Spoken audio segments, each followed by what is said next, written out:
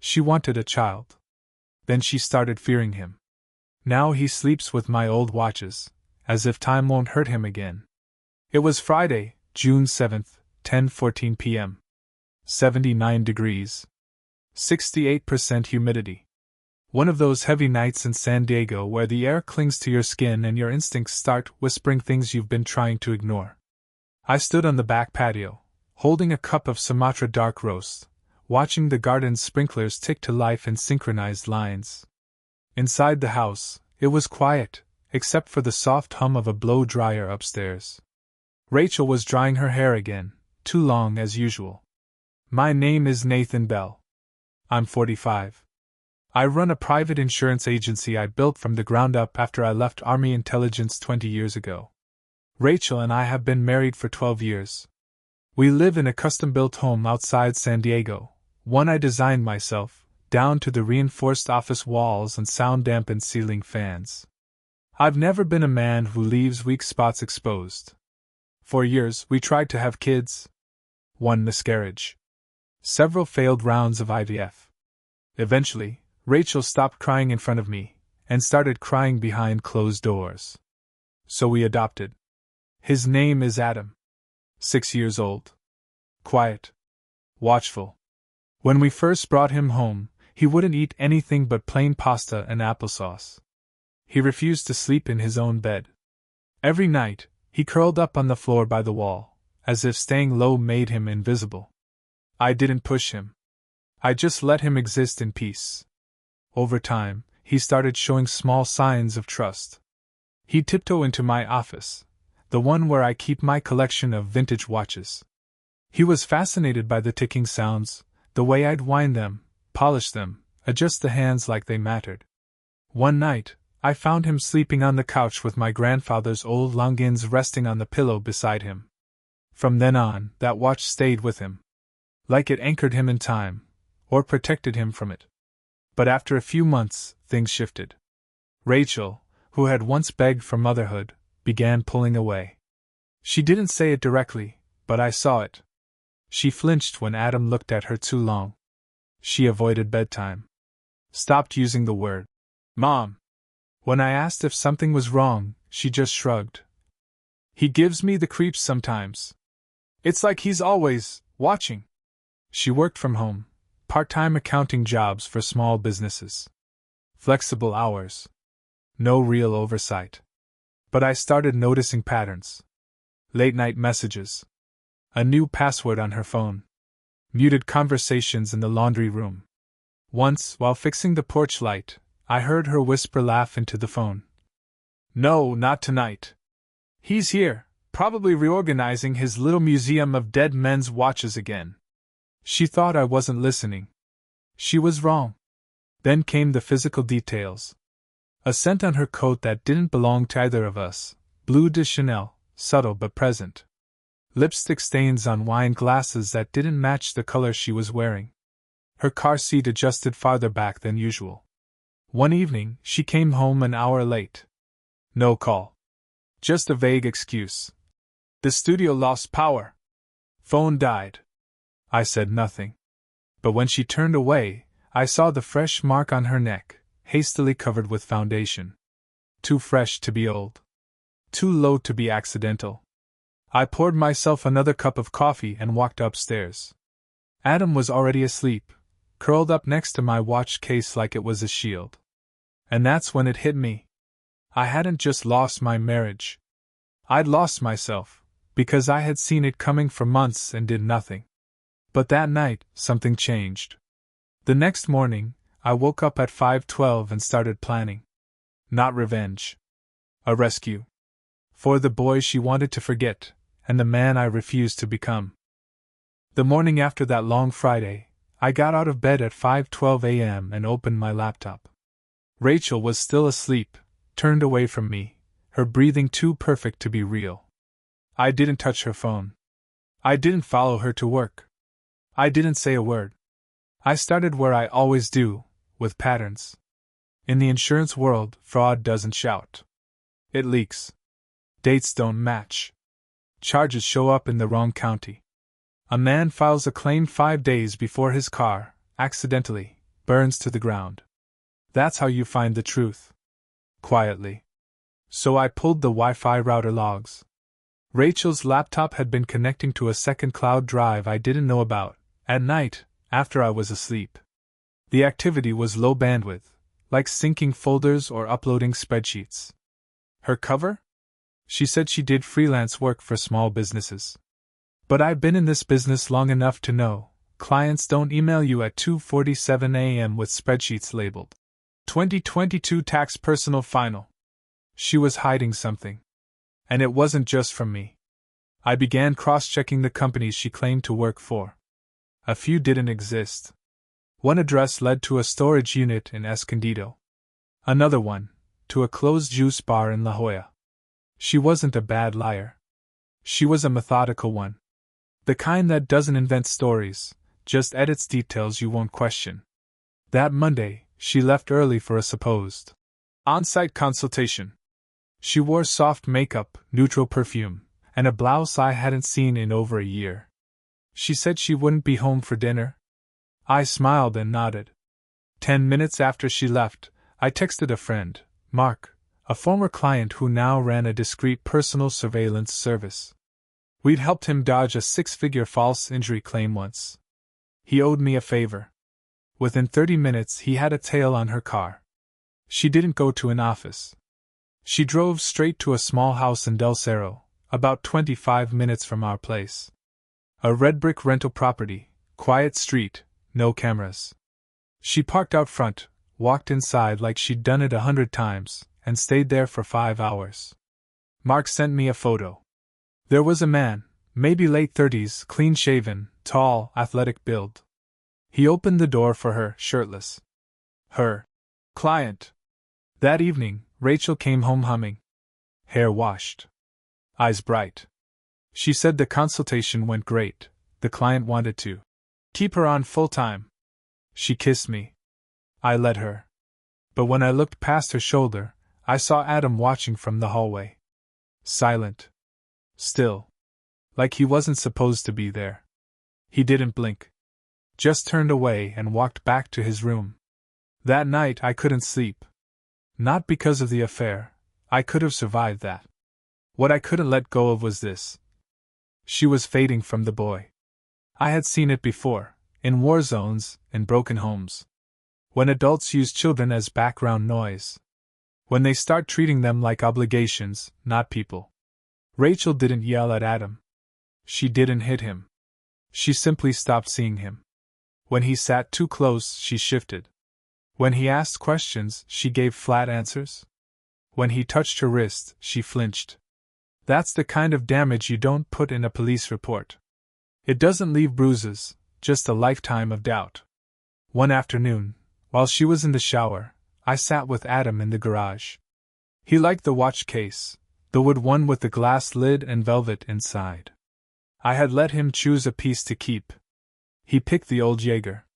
It didn't even work, but he said the ticking made him feel safe, even if it was pretend. He asked me, "Are you sad when she goes away?" I looked at him. He wasn't asking like a kid.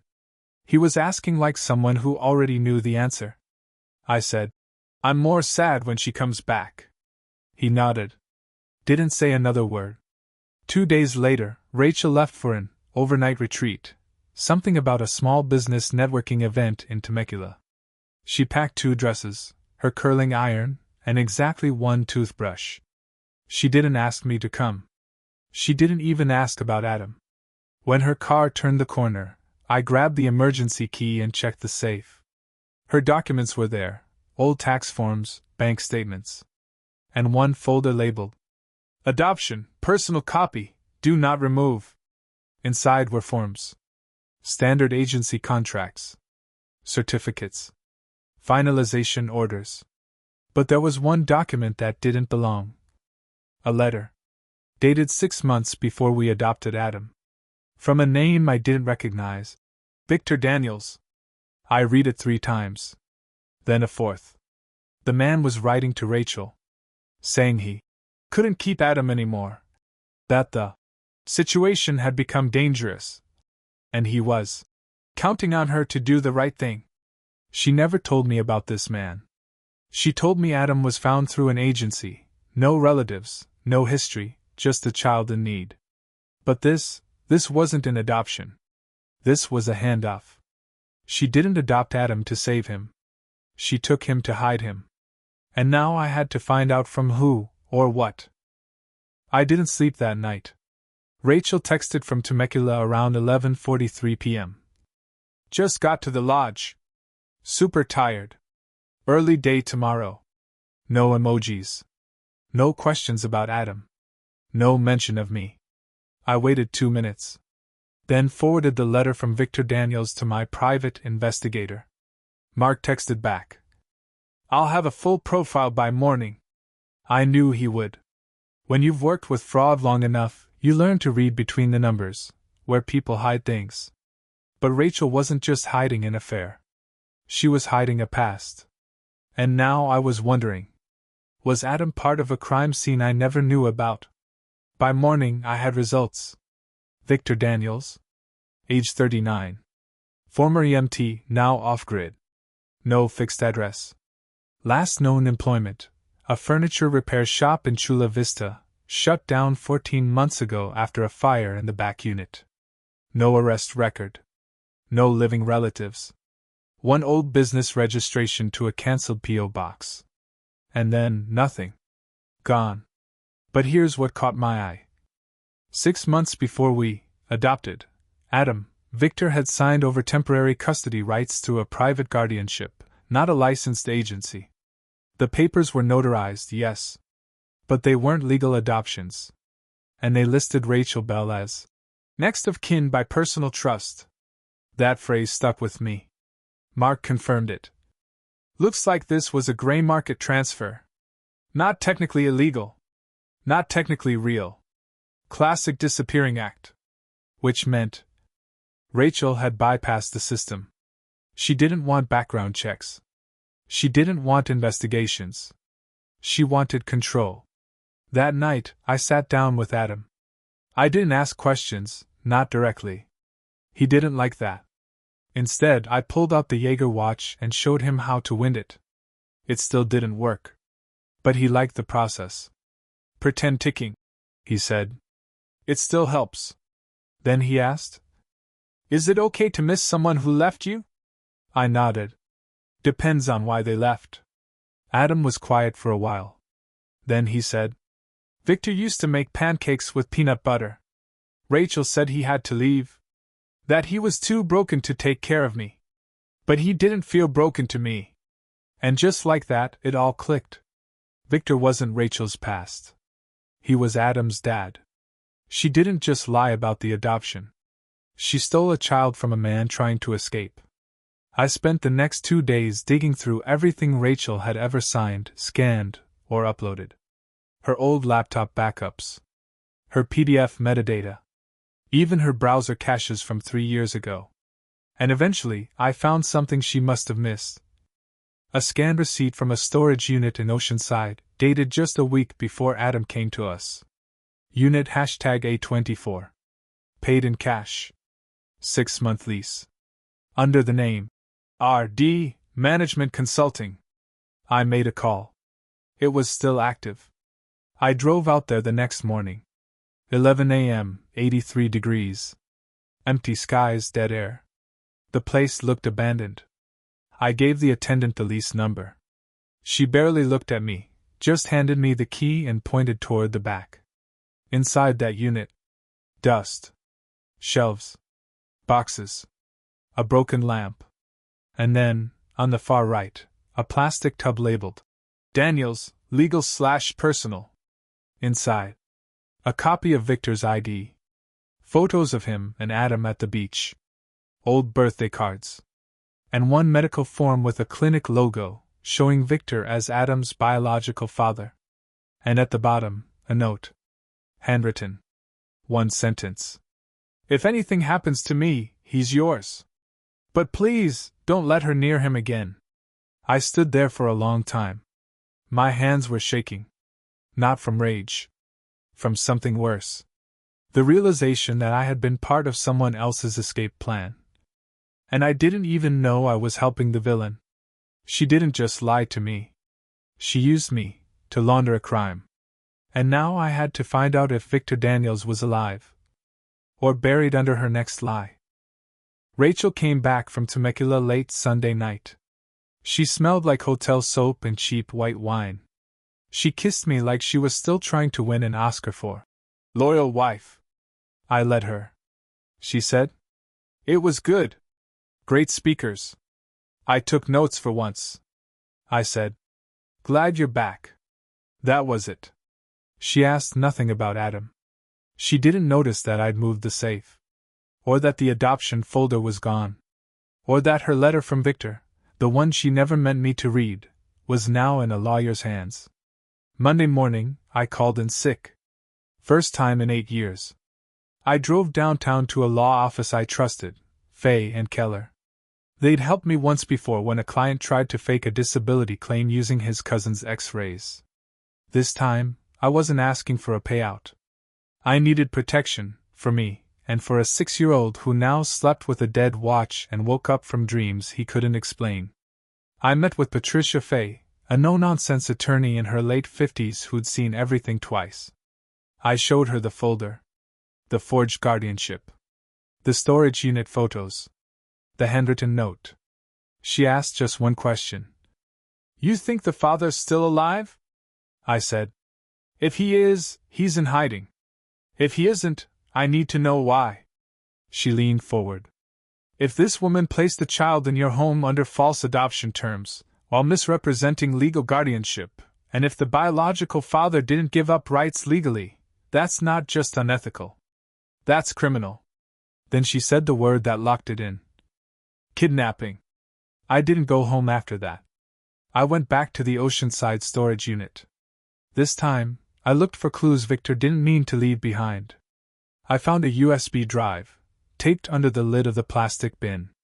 Inside, photos, scanned letters, and 2 voice memos. I played the first one. If you're hearing this, something went wrong. My name is Victor Daniels. I'm Adam's father. Rachel knows where I am, or used to. If she says I disappeared, it's not true.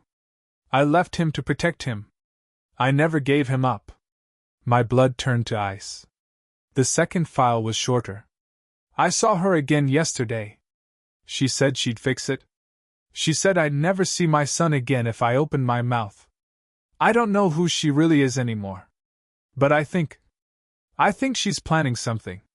That file was dated 9 days before Adam arrived in our home. I left the storage unit and called Mark, the PI. I said, I need a live trace on Victor Daniels. I don't care what it costs. I want to know if he's breathing, and where. Then I drove to Adam's school. He didn't know why I showed up early. But when I said, let's skip the rest of the day and get pancakes, he smiled like it was the first safe moment he'd had in weeks. We went to a place called Sunrise Griddle, off 54th and University. Small booths, vinyl seats, syrup already sticky before you touch it. He asked if he could get peanut butter on his pancakes. I said yes. Then he whispered, Victor used to do that. He said it made them taste like dessert. I nodded. That's why I brought you here. He looked at me with quiet confusion. I said, Adam, what if I told you Victor might still be out there? He blinked. Then, very slowly, tears welled up in his eyes. Not loud. Not scared. Just relief. The kind only a kid can feel, when hope comes back in the middle of the dark. That night, I slept in the guest room. Rachel didn't ask why. She just put on her silk robe, lit a candle, and did her little nighttime routine, like nothing was burning underneath her feet. She had no idea what I'd found. No idea what I knew. But she would. Soon. I used to think I was married to a woman who couldn't love. Now I knew I was married to a woman who could disappear a man. And I was next on her list. I kept the act going. Every morning I made coffee, asked about her day, nodded at the right pauses. Rachel mirrored my energy, sweet, distant, performative. Like we were doing community theater in a house built on lies. Adam felt it. He stopped asking where she went. He just watched her now, like I did, quietly studying patterns. She still worked part-time, still wore foundation over her neck, still locked her phone the second she walked through the door. But now I wasn't chasing her. I was documenting her. Mark, my investigator, installed cameras in the hallway and living room while Rachel was getting groceries. We set up a car tracker, duplicated her SIM using a temporary clone rig. Within 48 hours, we had records of 6 calls to a burner number registered under a fake business license. Wellington Consulting. There is no Wellington Consulting in California. There is, however, a house in Del Cerro. Same one she visited before. Different car this time, a red Audi Q5. Not hers. Registered to someone named Elliot Greaves. Mark ran his profile. Divorced. No kids. Operates a wellness brand. Mostly crypto fraud dressed up as mindfulness retreats. And guess who handled his books? Rachel Bell. Listed as finance and systems consultant on his brand page. I took a screenshot, timestamped it, filed it. Not for court. For leverage. Meanwhile, Adam drew a picture at school. It was a house, split in half. One side had a sun and a watch. The other had fire and a woman with red eyes. The teacher called me. She said, "We don't want to read too much into children's drawings, but your son is expressing fear around his female caregiver." I thanked her, hung up, and made a decision. That night, I told Rachel I had a headache. Nothing big. Just tension, maybe. I even faked a little chest pain when I bent down to get plates. She didn't react. But the next morning, there were new pills in the bathroom cabinet. Unlabeled. Unsealed. Small white capsules in a clear amber bottle. She said, "I talked to a friend who's a pharmacist. These might help with your pressure." I said, "That's sweet. Thanks." I didn't take them. I took them straight to Patricia, my lawyer, who had them tested.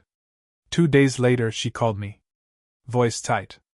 "They contain trace amounts of digitalis. It's used to treat heart conditions. But too much? It causes arrhythmia. Cardiac arrest. You'd die before they'd ever find out what hit you." I stayed silent. Patricia asked, "Do you want to go to the police now?" I said, "Not yet. She's not finished." That night, Rachel made lasagna. Set the table. Poured wine. Lit candles. She said, "You've been so tired lately. I'm worried about you." I smiled. "Maybe I'll take those pills tomorrow." She smiled back. I could see it, the smallest twitch in her jaw. Relief. Like she believed her plan was finally working. But I had already started the final phase. I updated my will. Transferred all major assets into a protected trust, with Adam as sole beneficiary. Rachel? Removed. Then I scheduled a full medical exam. Stress test. Heart scan. Labs. Everything. The report came back clean. No risk. No underlying conditions. No explanation for why a healthy man in his 40s would suddenly collapse. Unless, of course, someone helped. That weekend, I watched her pour the capsules into the vitamin organizer we kept on the counter. Monday through Sunday. AM and PM slots. She handed it to me like it was love. I kissed her cheek. And said, "I'll start tomorrow." Then I dumped every pill into a labeled Ziploc bag and hid it in my safe. This wasn't about evidence anymore. This was about timing. She thought I was dying slowly. She didn't know I was building a case with every heartbeat. And when the time came, I'd stop hers cold. It was all in motion now. The will was updated. The vitamins were bagged and sealed in my lawyer's office. The footage from our hallway cameras, showing Rachel tampering with pills, was time-stamped, backed up, and sent to 2 secure locations. The pills alone might not be enough. But paired with medical records, financial motive, and her own text history? It would be more than enough. I wasn't just protecting myself anymore. I was protecting Adam from becoming another shadow in her past.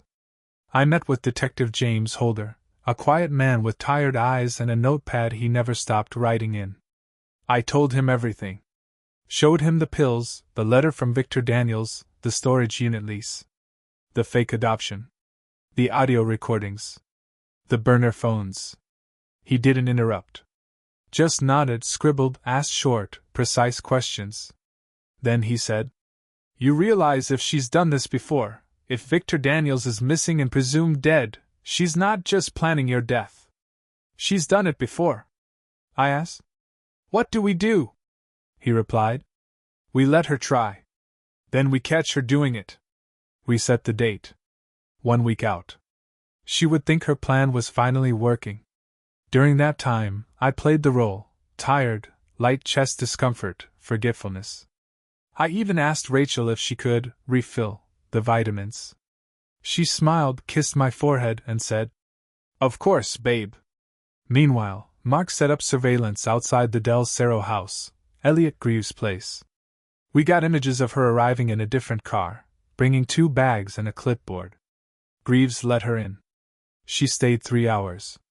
That same night, she sent me a photo of a sunset. Caption: "Thinking of you. Wish you were here." I smiled. Then forwarded it to Detective Holder. Timestamp: 6:42 p.m. Greaves' front porch camera said otherwise. She was so good at lying, she didn't even know she was confessing. But here's what changed everything. Adam. 3 nights before the sting, he came into my room holding his Jaeger watch. He didn't say a word. Just sat on the edge of my bed. Finally, he whispered, "When I was little, I think I saw her hurt someone." I froze. "What do you mean?" He looked down. "There was a man. Victor. I think he tried to leave. But she got really angry. She said something like, 'I'll make this look like an accident.' Then, he was gone." He wasn't telling a story. He was remembering something he had buried to survive. "She said if I ever talked about it, they'd take me away forever. And I'd never see pancakes again." He said that last part like it meant everything. That's when I realized something brutal. Rachel had weaponized love. She used pancakes, comfort, forever homes, all to keep him scared. And now she was doing the same to me. Just quieter. The day before the sting, she brought home wine. Wore perfume. Put on music. She was glowing. She said, "You seem better. I think the vitamins are helping." I said, "Maybe you were right all along." She leaned her head on my shoulder. I held her hand, just long enough for the hallway camera to catch the moment. Then I said, "Let's take a weekend trip soon. Maybe Big Sur?" She nodded. "Let's wait until everything settles down." We both knew what that meant. She thought everything would settle once I was out of the picture. But at 2:17 a.m., while she slept, I drove Adam to a safe house coordinated by Detective Holder. 2 officers, 1 lawyer, and a trauma specialist were waiting. He didn't cry. He just asked one question. "Is she going to find me?" I said, "No, buddy. Not this time." He hugged me tight. Then disappeared behind a door I had personally checked for locks, security, and soundproofing. The next morning I took my vitamins, with a glass of water, on camera. Except I didn't. I dropped them under my tongue. Spit them into a sealed tissue after she left for her morning run. That afternoon, I called 911. Faked chest pain. Went to the ER. Got hooked to machines. Medical record, no cardiac events. Blood test, negative for digitalis. And I had the receipts to prove I hadn't taken any meds in weeks, except for hers. Rachel didn't know yet. But she would. She thought she planned the perfect murder. She didn't know she'd walked into mine. And when the cops knocked on our door the next morning, she was still making coffee. The morning of her downfall looked like any other. Rachel made eggs. Wore a beige cardigan. Turned on the news like it was background music. She glanced at me over coffee and said, "You look good today, More color in your face. I smiled. She had no idea the officers were already in the driveway. They knocked at 8:06 a.m. 2 detectives. Calm, plainclothes, badges visible. I watched her body stiffen as she opened the door. They asked her name, confirmed her identity, then read her the charges: attempted murder, fraudulent guardianship, endangering a minor, interference with custodial rights, and one pending, suspicion of homicide in the disappearance of Victor Daniels. Rachel froze, blinking like someone had just unplugged her. She turned to me. Her mouth opened, but no words came. I didn't say a thing. Just stood there, holding the Jaeger watch Adam used to sleep with. She said, "You did this." I replied, "No. You did." Then they took her away. She didn't scream. Didn't cry. Just disappeared behind the door. Just like Victor. The trial took 4 months. The pills were analyzed. The storage unit evidence presented. Adam's statements, recorded privately through a specialist, confirmed patterns of psychological manipulation and fear. Victor Daniels? Found. Alive. He had been living in New Mexico under an assumed name, too scared to come forward. But when shown the evidence, and Adam's drawing, he broke down. He flew in. Testified. Told the court how Rachel had coerced him into signing papers, then threatened to report him as an abuser if he fought her. The prosecution called her actions a systematic destruction of identity, legality, and trust. She pled guilty. Tried for leniency. Got none. She was sentenced to 17 years without parole. The day the verdict was read, Adam sat on the courthouse bench beside me, holding my hand, the watch in his pocket. He asked, "Is she gone forever?" I said, "She's gone long enough." He nodded once, then said, "I don't want pancakes anymore." I smiled. "We'll find something better." We moved 2 months later. Not far. Just quieter. Different school. No press. Just space to breathe. Victor visited once. But Adam didn't want to see him yet. He said, "Maybe someday." That was enough. We kept our routines small. Books. Walks. No noise. Every now and then, he asks about the past. I tell him the truth, just not all at once. And when he asks why I stayed so calm through everything, I show him the watch. And say, "Because when time matters, every second has to count." Drop a comment with your city, and tell me, was this justice done right? If you know what quiet revenge feels like, you belong here. Subscribe for more.